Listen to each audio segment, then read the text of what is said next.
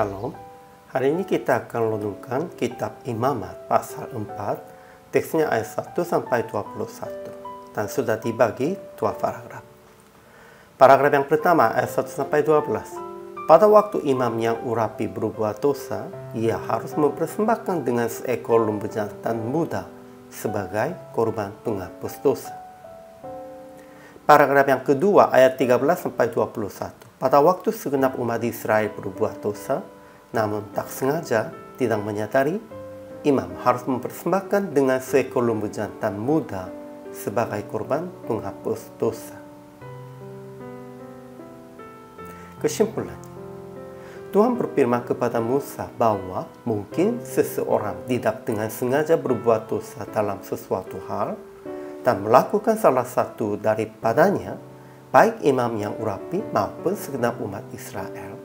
Sehingga pada waktu mereka berbuat dosa, tidak sengaja, tapi apabila mereka ketahuan, imam harus mempersembahkan dengan seekor lembu jantan muda sebagai korban penghapus dosa. Darahnya dipercikan 7 kali di hadapan Tuhan, di depan tabir penyekat tempat kudus, dan akan dibakar lemak dan buah pinggang dari korban di atas mezbah. Kemudian daging dan sisanya dibawa keluar perkemahan dan harus dibakarnya sampai habis di atas kayu api di tempat pembuangan abu.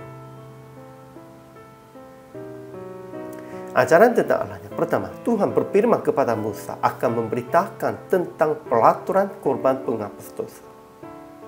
Kedua, hanya melakukan salah satu daripada hal yang tidak dilarang Tuhan itu juga menjadi dosa di hadapan Tuhan. Sehingga kita harus melakukannya hati-hati, harus mengintrospeksi dirinya. Ajaran tentang manusia. Pertama, imam pun mungkin berbuat dosa, tetapi bangsa pun turut bersalah sebab perbuatan salah imamnya.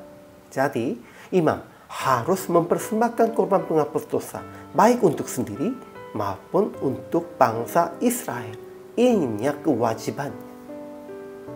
Kedua, segenap umat Israel juga mungkin berbuat dosa, namun tak sengaja. Imam harus mempersembahkan korban penghapus dosa untuk mereka. Pada waktu itu, para tua-tua umat itu harus meletakkan tangan mereka di atas kepala lembu jantan itu di hadapan Tuhan untuk menyerahkan dosa mereka semuanya. Dan lembu itu harus disembelihnya di hadapan Tuhan.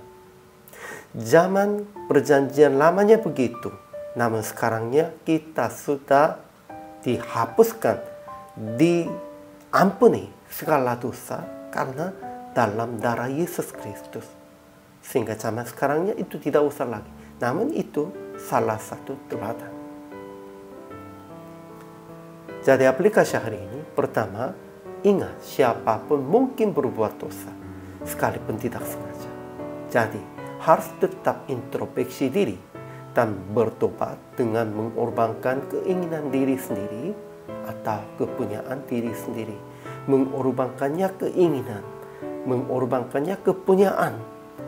Dengan itu kita harus layani Tuhan dan layani orang lain.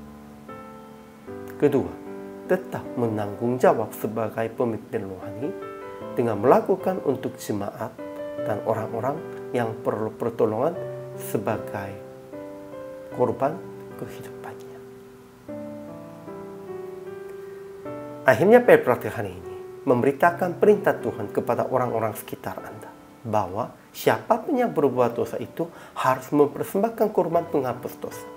Dan hari ini mengorbankan keinginan pribadi dan menolong orang-orang yang Tuhan membawa kepada Anda.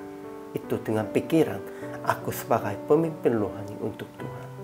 Kita harus menanggung jawabnya tentang itu, dan kita harus mengorbankan diri untuk Tuhan dan untuk orang-orang yang Tuhan membawa kepada Anda. Inilah kewajiban hamba Tuhan, orang-orang percaya. Hari ini juga selama melayani, Tuhan Yesus memberkati.